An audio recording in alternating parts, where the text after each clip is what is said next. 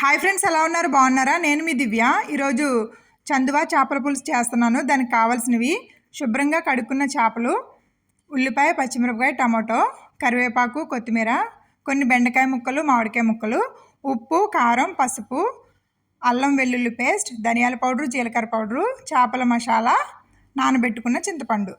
ఇప్పుడు చేపలని ముక్కల కింద కోసుకుని నేను మీకు చూపించిన మసాలా పౌడర్లన్నీ వేసుకుని కొంచెం కారం కూడా వేసుకుని చేపలకు పట్టేంత వరకు బాగా కలుపుకుని 10 నిమిషాల పాటు పక్కన పెట్టుకుందాం.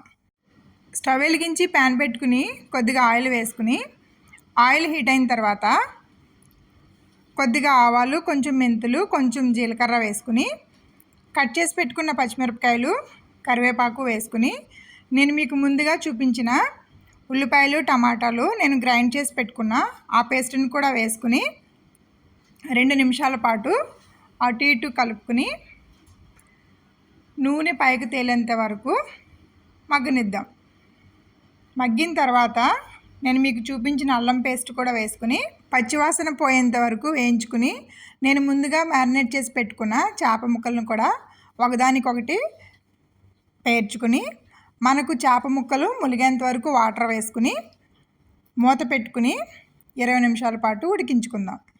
ఇప్పుడు కోసి పెట్టుకున్న బెండకాయ ముక్కలు కూడా వేసి 2 నిమిషాలు అటు ఇటు కలిపి నానబెట్టుకున్న చింతపండు పులుపు కూడా వేసుకుని ఇప్పుడు నేను మీకు చూపించిన ఫిష్ మసాలా కూడా వేసి మనం గట్టి పెట్టకుండా చేతితోటే కలుపుకుంటూ కోసి పెట్టుకున్న మామిడికాయ ముక్కలు కూడా వేసి అటు ఇటు కలుపుతూ 10 నిమిషాలు మగ్గనిద్దాం.